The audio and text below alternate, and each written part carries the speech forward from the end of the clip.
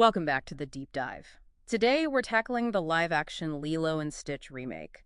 You know, the original 2002 film is kind of one of those unlikely Disney classics, isn't it? Absolutely. It had this really unique mix of sci-fi weirdness and, well, pretty raw human emotion. Grief, family struggles. Centered around that whole idea of Ohana. Exactly. And what's striking about the critiques of the remake, based on the sources we looked at, is that they're not really complaining about bad CGI. Apparently, the visuals are fine. Okay, so what's the problem then? The core argument seems to be cynical IP exploitation.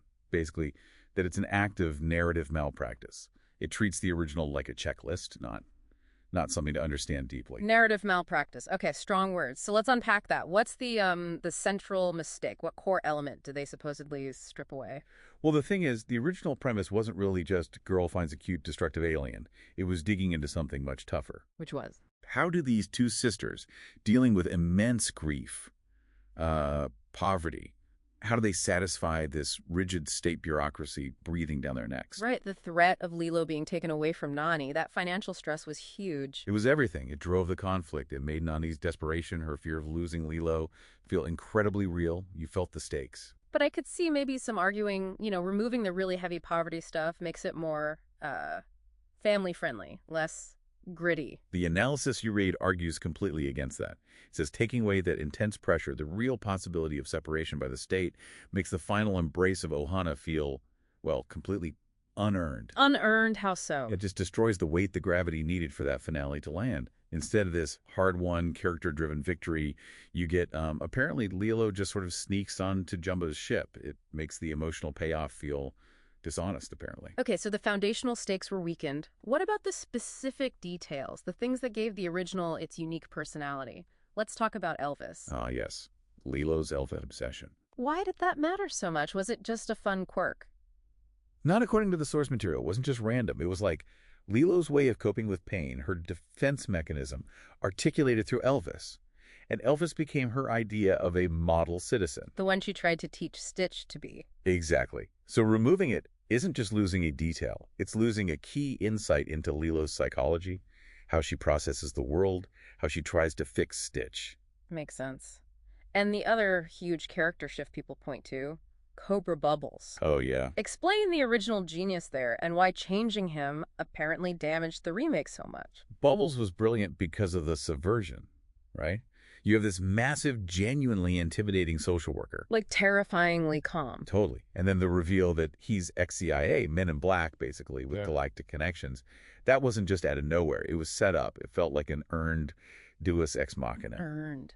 So him stepping in at the end made sense within the film's own logic? Precisely.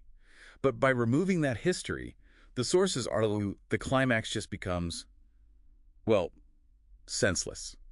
It swaps clever plotting that respected the established world for just narrative convenience. He shows up because the plot needs him to. Okay, so convenient plotting instead of earned payoff. Let's talk casting, specifically Jumba.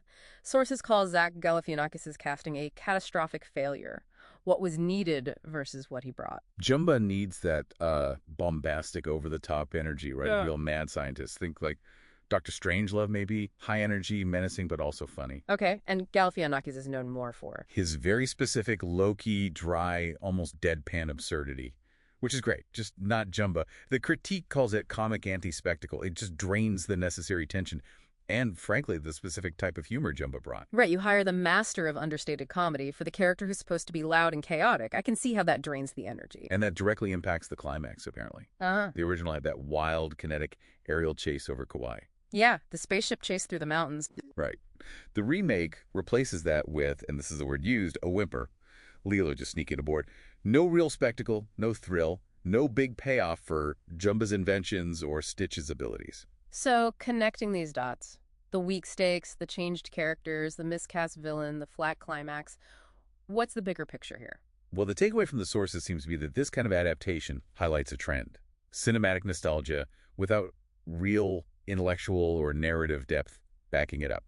It's just an empty vessel. It looks the part, maybe, but misses the soul. Okay, so wrapping this up for you, the listener, think about this. The original Lilo and Stitch didn't save the world with lasers or big explosions. It was saved by a feeling, a declaration, Ohana, family. That core belief Lilo had was powerful enough to change galactic policy, essentially. Exactly. So if Lilo's unwavering belief in her small, broken family could save the galaxy, what seemingly small, maybe underestimated principle do you hold on to that actually has way more power than you think? Something to mull over. Join us next time for another deep dive.